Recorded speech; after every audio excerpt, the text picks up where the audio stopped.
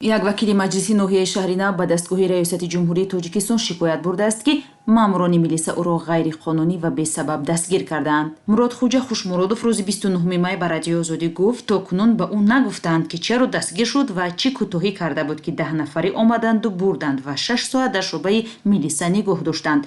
Хушмуродов моҳи март дар интихоботи парлумонӣ номзадии худро мустақилона ба маҷлиси маҳаллӣ пешниҳод кард, ҳарчанд узви ҳизби ҳокими Халқи демократии Тоҷикистон аст.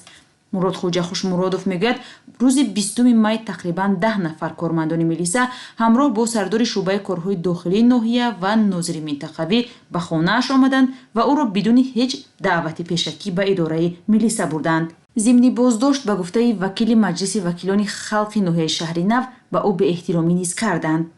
файрод кардам, бурдам адели ноҳия чина гирифтам, маҳкам кардам, худна пеши начальник милиса гуфтам медорем, пеши начальник милиса то мо омадем, ки начальник милиса бо қабул накард, бо гуфти ман он қабул наметунам, ҳоли ҷавоб битем, хоб баъд якчанд вақт ман худро даъват мекунам, файрод мекунам гуфт.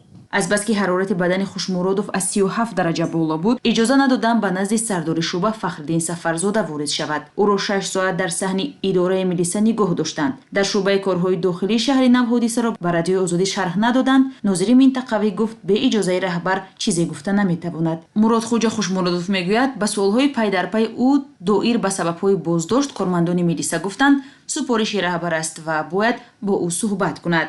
ба гуфтаи ҳуқуқшиносон, тамоми масъулони ниҳодҳои давлатӣ дар ноҳия ӯҳдадоранд ба муроҷиати вакили маҳаллӣ расман посух гӯянд. Хушмуродов мегӯяд, ҳанӯз ҳам намедонад чаро мақомоти интизомӣ бо ӯ чунин рафтор карданд. ӯ гуфт, рӯзи 23 май ба дастгоҳи раёсати ҷумҳурӣ шикоят бурд. боздошти вакили ноҳия дар ҳолест, ки бар асоси қонун парвандаҳои ҷиноятӣ ва ҳуқуқвайронкунии маъмурӣ бар зидди вакили маҳаллӣ аз тарафи додситон оғоз карда мешавад. бар асоси қонун вакилон дар шаҳру ноҳияҳо дахлнопазирӣ ва масъуният доранд.